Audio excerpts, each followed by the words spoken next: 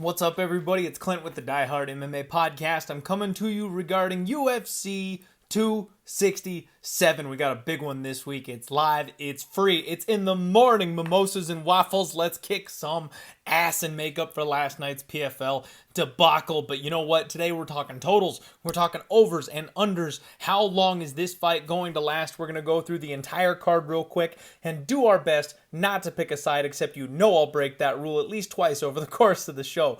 Kicking the night off, we've got a flyweight fight. Tagir Ulanbekov taking on Alan Nascimento. And this should be actually a really fun fight in my opinion. Total set at 2.5. The over, minus 170. The under, plus 150. And this is a spot where I think it's kind of a dead nuts over. I'm surprised that this line isn't actually a little bit higher.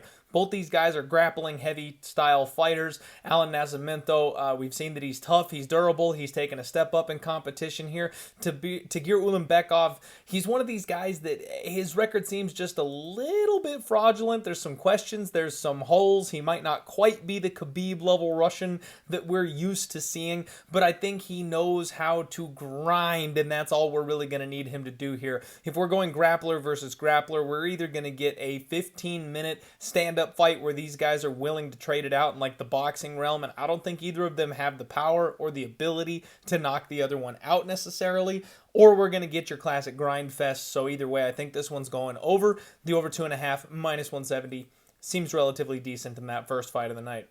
Lightweight fight up next, Magomed Mustafayev taking on Damir Ismagulov. Total set at 2.5. The over is minus 190. The under, plus 165. This is a spot where you could arguably make a case for violence. We have seen Magomed Mustafayev rocked. We have seen him hurt. In fact, in his last fight against Brad Riddell, he had to go back to his grappling roots rather than striking the way he prefers to because he got clipped so hard in that fight. Damir Ismagulov is a guy that's got some serious boxing. He's got good hands, solid power. He's very well-rounded. In fact, both of these guys are very well-rounded. Magomed just chooses to strike more than he chooses to grapple. If they decide they want to wrestle, this one flies over.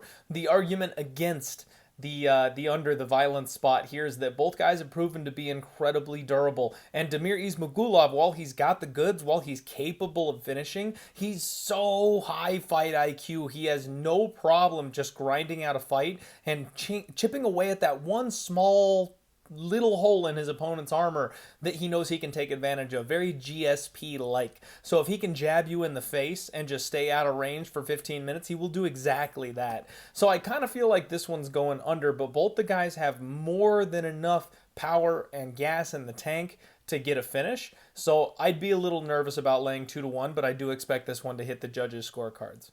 Middleweight fight, Yao Zhang taking on Andre Petrowski, and just questions on this fight.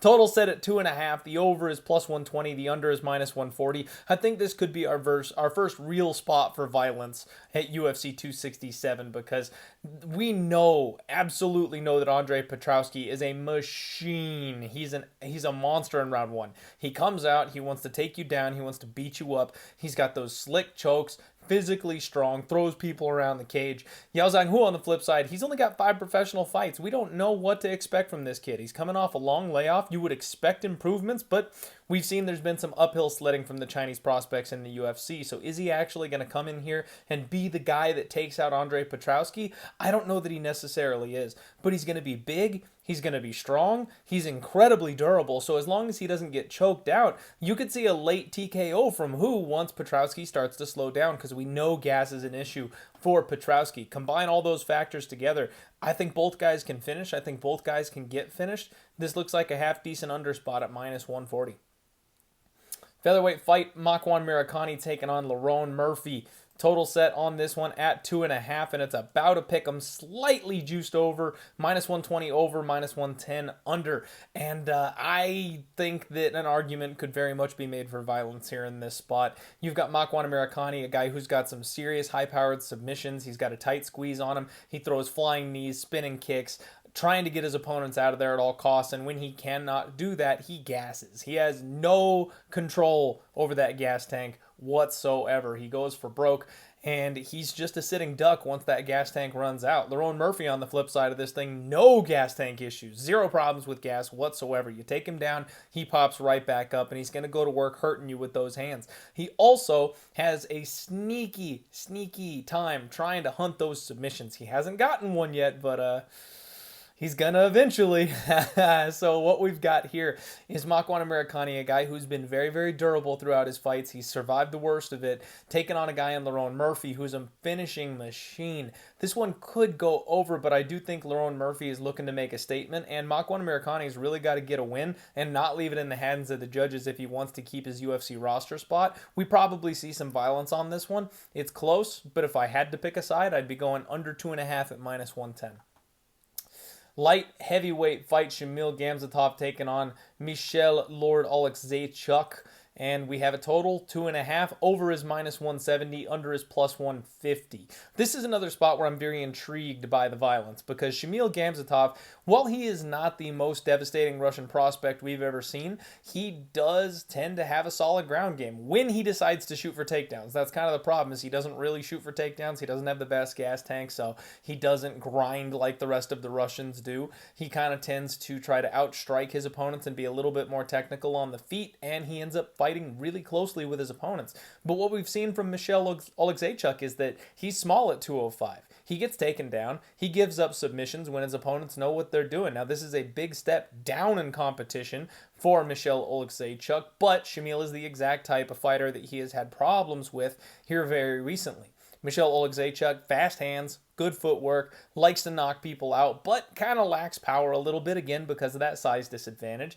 Now, if he's facing an opponent like Shamil that slows down, gets tired, gasses out, that's exactly the kind of guy that Michel Oleksiejczuk is going to get out of there. That's exactly the kind of guy that he will put his foot on the gas and not let up once his opponent starts to slow down. So I could see Shamil getting a sub. I could see Michel getting a knockout. There's a chance that this turns into a very sloppy, slow-paced fight and it flies over, but another one where you could make an argument for the under 2.5 if you wanted to. Welterweight fight, Elizeu Zaleski dos Santos taking on Benoit Saint Denis, UFC newcomer here. This one's an interesting spot because we, again, have a lot of questions. Total set for this one is, you know what, my book is not working for some reason, that they have the fight does and doesn't go the distance rather than a total, so we'll work off of that. Fight goes the distance is +145. Fight doesn't go the distance is -190, and I agree with that. You've got Benoit Saint Denis, who's going to come out here, look to grapple, look for submissions, and if he can't get them, you got to wonder what he's going to be able to do against a fighter like Elizeu Zaleski. Zaleski's got nasty submissions, high-level BJJ black belt. He's got big-time power. He can hurt people on the feet, and this is a newcomer, a giant step down in competition for Elizeu Zaleski. So if Elizeu really wants to, he can finish this fight just about any way he wants. We don't know how durable Benoit Saint Denis is. He hasn't been finished before, but again, he's fought no one near this level of opponent. So big time questions on whether or not he can take the punch. Maybe he can be amazing and get Elizeu Zaleski out of there early. I'd be looking under, most likely Elizeu Zaleski finishing. Maybe Benoit can grapple his way to a 15-minute decision, but that's a pretty tall order against Dos Santos. We don't know, though. Don't bet that one. Lots of questions. Middleweight fight, Albert Duraev taking on Roman Khabibulov. This is another one that's really exciting, and I think it has violence written all over it. We saw Duraev on the Contender Series very recently, absolutely mauled his opponent, choked him out, pounded him out in the very first round, and we've got a total now set at 2.5, which is a little bit suspicious. Over 2.5, +130, under 2.5, -150, and Roman Khabibulov is a fighter that gets all of his work done by KO. He's a glory striker, so he comes in here with a good kickboxing background and gets choked out by another kickboxer in the third round in his UFC debut. Now, nobody's as good or as bad as their one fight that we've seen. It's always somewhere in the middle, so maybe he's got more to show us than that. We've seen Albert Duraev knocked out. Most of his losses have come by knockout, so his chin is questionable. If Khabibulov can keep this fight standing, then he probably knocks this guy out the deeper the fight goes if Duraev starts to slow down. However, if Khabibulov cannot keep the fight standing, then I don't see any reason why Duraev can't pound him out or choke him out in the first or second round. So I'd be looking under 2.5, -150 seems like a very fair price for a fight that just has violence written all over it. Featherweight fight up next, Ricardo Ramos taking on Zubaira Tukhugov. And this is another one where you've got a guy in Tuhugov that is made out of iron. His opponent, Ramos, we've seen that chin cracked before, and that's been a problem for him. But he is the more technical striker. He moves well. He's got good defensive numbers. So as long as he's able to play the range game or at least get the grappling going, he might be able to survive in this fight. Total set at 2.5. Over 2.5 is minus 185. Under 2.5 is plus 160. And here's our first rule break of the day. If you're going under, you're probably betting Zabira Tuhugov. This guy has heat in his hands. He hurts people when he goes for it on the feet. But he is low volume. He tends to fight close. He goes to split decisions. He's had a hard time over in Abu Dhabi. He's not going to want to do that again here. If you're betting the over, you're probably looking more at Ricardo Ramos getting the grappling going, just staying technical, staying long, using that big cage. I'm kind of leaning under. I think Zubaira can find the chin of Ricardo Ramos, but again, a very dangerous one, and you're kind of betting your side rather than really betting your total. Women's strawweight fight, Amanda Ribas taking on Verna Jandiroba. Women's MMA classic here in this spot. Total set at 2.5, minus 240 to the over, plus 200 to the under. And yeah, both these women can finish, but neither of them really get finished, except we've seen Ribas's chin clipped. Verna's got the power to knock her out, but does she have the technique to knock her out? I'm not entirely certain. Verna's going to be stronger. This is probably going to be a grappling match. And if Ribas is the one who's able to control the striking, she probably plays on the outside and just kind of picks at her for a 15-minute fight. So I see this one going over, and really if there's any chance of finishing, I would think it'd be Verna by knockout more so than anything else. Ribas isn't hurting Verna on the feet, and Ribas definitely, I don't think either of these women are winning by submission. Now maybe it happens, but they're both so high level and so defensively solid personally, I don't see it happening. Main card time. Light heavyweight fight, Magomed Ankalaev taking on Volkan. No time, Oezdemir. Really a battle, two ships sailing past each other in the night here. Magomed Ankalaev looking to travel up to the top of the division, a guy a lot of people have been excited about for a long time. Volkan Oezdemir, he's been to the peak, he's failed, he's tumbled his way back down, and he's trying to work his way back up. We'll see if he can maybe get himself back into the contenders circle on Saturday. Total set at 2.5, over plus 120. Under is minus 140. And this is another spot where I would be looking at violence. Magomed Ankalaev, we've seen him be patient. We've seen him very, very good with his timing on his level changes. He hits hard as hell, and he's one of these guys that he just has that natural power. He kind of pops people steadily throughout the fight, and you see it hurting them worse and worse and worse, but he's not putting any more on his punches. Eventually, it just adds up, and it's too much for them to take. Now, Volkan Oezdemir, they call him No Time for a reason. He comes out, and he hurts people in that first round. He hits hard, and he hits hard early. He's coming off a couple of knockout losses, though, so you got to wonder if he's maybe going to be a little bit more tentative this time out, especially taking on a Russian like Ankalaev. But I think at the end of the day, both these guys have a puncher's chance. They've got the amount of power that you need to finish a fight. We're at a big heavyweight class, so regardless of when it takes place and who gets it done, I do think somebody eventually takes a canvas snap. This one could squeeze over and go the distance, but if I was going to bet it, I'd be looking more towards the under, because I think Volkan Oezdemir is either going to get outclassed or Ankalaev is going to discover that he has a problem with his boxing defense. Welterweight fight up next. Jing the Leech Liang taking on Khamzat Chimaev. This one for all the money, the internet main event. We're all waiting for this one. Total set at 1.5. Finally, we got a 1.5 to talk about. It's pick'ems.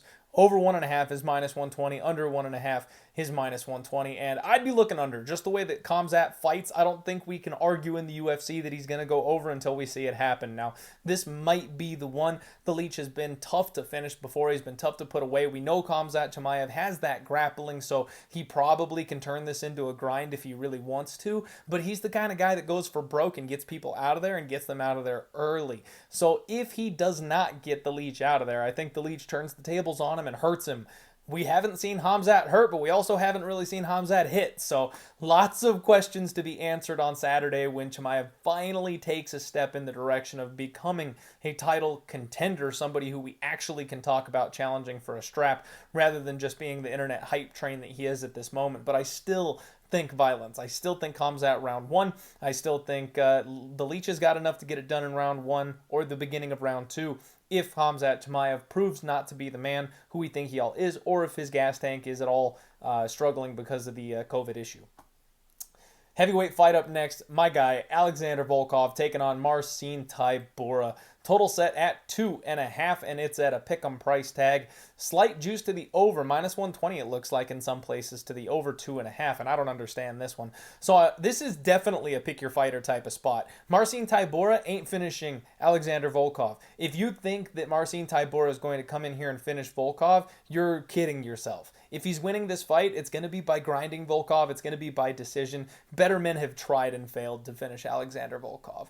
Now, Tybura, on the flip side of this thing, is chinny. He's had some problems with his chin before. It's been an issue. Volkov's the guy that's going to take full advantage of that. I'm going under 2.5 here. I'm solidly in the Volkov camp. I don't think Marcin Tybura can hang here.